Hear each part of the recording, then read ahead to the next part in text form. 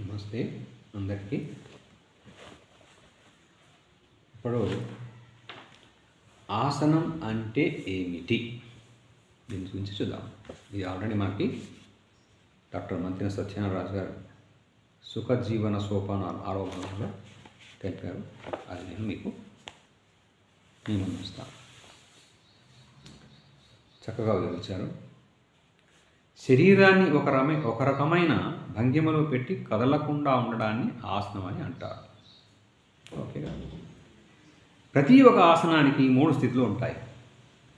ఈ 3 స్థితులను పూర్తిగా చేస్తేనే ఒక ఆసనం చేసినట్లు. అవి వరుసగా చేయు స్థితి, ఆసన స్థితి, విశ్రాంతి స్థితి. వీటిని కొద్దిగా వివరంగా ముందుకెళ్దాం. 1. మొదటి స్థితి అని చేయు స్థితి. ఆసనాన్ని చేయు విధానం. ప్రతి ఒక్క ఆసనాన్ని ఒక క్రమ పద్ధతి ప్రకారం చేయవలసి ఉంటుంది. ఆ క్రమ పద్ధతి ప్రకారం ఆసనాన్ని చేయడమే చేయు స్థితి. అంటే పద్ధతి ప్రకారం ఒక ఆసనాన్ని వేసి అక్కడ నుండి 2వ స్థితికి శరీరాన్ని సిద్ధం చేస్తే అప్పుడు మొదటి స్థితిని పని పూర్తి అవుతుంది. శరీరాన్ని 2వ స్థితిలోనికి వెళ్ళనివ్వకుండా ఆసనం క్రమశిక్షణగా వేసి వెంటనే వెనక్కి తీసివేస్తే లాభం ఉండదు. ఈ రకంగా ఆసనాన్ని వేయడం వెంటనే తీసివేయడం అనేది చేస్తే దాన్ని ఆసనం అని అనరు. రోజు ఇలా రకరకాల భంగిమలు పెట్టి వెంటనే తీసివేస్తుంటే ఎన్ని భంగిమలు పెట్టినప్పటికీ లాభం ఉండదు. మొదటి స్థితికి ఫలితం రావాలంటే 2వ స్థితిలోనే స్థిరంగా ఉండాలి. 2వ స్థితి ఆసన స్థితి. కదలకుండా స్థిరంగా కూర్చునే స్థితి. ఆసనంలో ఇది చాలా ముఖ్యమైన స్థితి. ఈ ఆసన స్థితిలో శరీరం కదలకుండా అలానే అదే భంగిమలో ఉండగలిగినంతసేపు ఉండడాన్ని ఆసన స్థితి అంటారు. ఆసన స్థితిలో శరీరం కదలకుండా అలానే అదే భంగిమలో ఉండగలిగినంతసేపు ఉండడాన్ని ఆసన స్థితి అంటారు.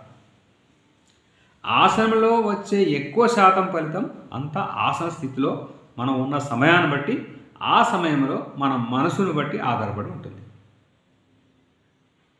ఈ స్థితిలో ఉండవలసిన రీతిలో ఉంటే ఫలితం 60 నుంచి 70% వరకు ఉంటుంది.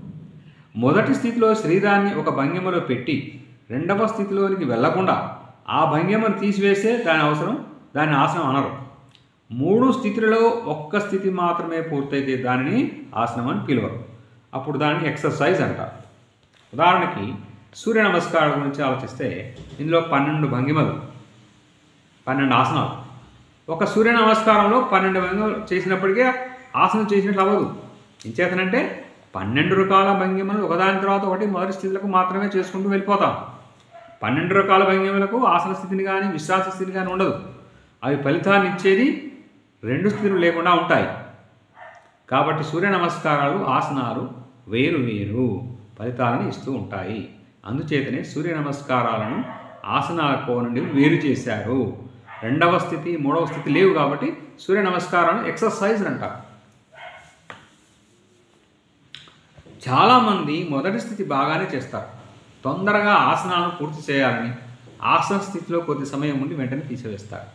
మరికొంతమంది ఆసన స్థితిలో ఆ భంగిమని ఎక్సర్సైజ్లా 1 2 3 అంటూ వెనక్కి ముందుకు కదుపుతూ స్థిరంగా కూర్చోరు.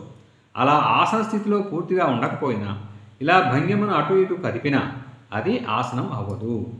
ఆసనంలో రావాల్సిన ప్రయోజనం రాదు. 60 నుంచి 70% బదులు 20 నుంచి 30% మాత్రమే ఉంటుంది. ఆసనంలో ముఖ్యమైన స్థితి అయిన ఆసన స్థితిలో లోపం చేస్తే ఆసనాలు ఎక్సర్సైజులు ఒకటే అవుతాయి. వాటి భేదం పూర్తిగా పోతుంది. 3వ స్థితి విశ్రాంతి స్థితి. అలసిన శరీరానికి పూర్తి విశ్రాంతి ఇచ్చే స్థితి. ఆసన స్థితిలో శరీరం ఉండగలిగినంత సమయం కదలకుండా అలానే ఉంటే దాని వలన విశ్రాంతి స్థితిలో శరీరానికి రావాల్సినంత ఫలితం వస్తుంది. విశ్రాంత స్థితి అంటే కేవలం శరీరానికి విశ్రాంతి మాత్రమే కాకుండా అందులో 30 నుంచి 40% ఫలితం కూడా శరీరానికి వస్తుంది. విశ్రాంతి స్థితిలో అలా కూర్చొని కానీ పడుకొని కానీ శరీరంకు వచ్చిన అలసటను, శ్వాసక్రియలో వచ్చిన మార్పును మామూలు స్థితికి వచ్చే వరకు అలా 1-2 నిమిషాల పాటు ఉండాలి. ఈ స్థితిలో శరీరము, మనస్సు, కండరాలు, నరాలు మొదలగు అన్నీ పూర్తిగా రిలాక్స్ అయ్యి ప్రశాంతతను పొందుతాయి. ఆసన స్థితి అయిన తర్వాత విశ్రాంత స్థితికి శరీరాన్ని పూర్తిగా ఇవ్వకుండా మరొక ఆసనం వేస్తే ఆసనాలలో పూర్తి ఫలితం రాదు.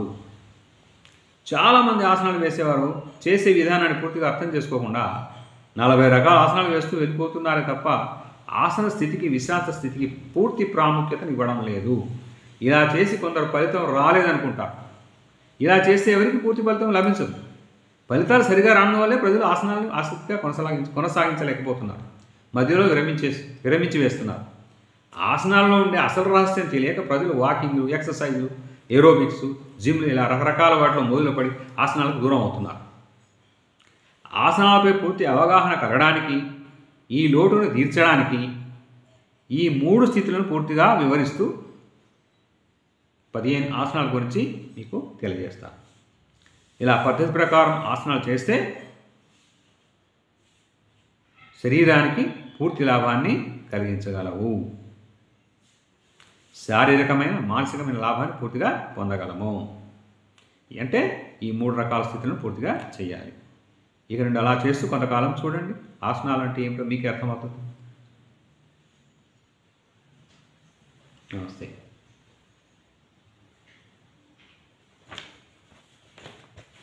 Thank you. మంత్రి సత్యనారాయణ గారు కూడా కృతజ్ఞత. ఎందుకంటే వారిదే కదా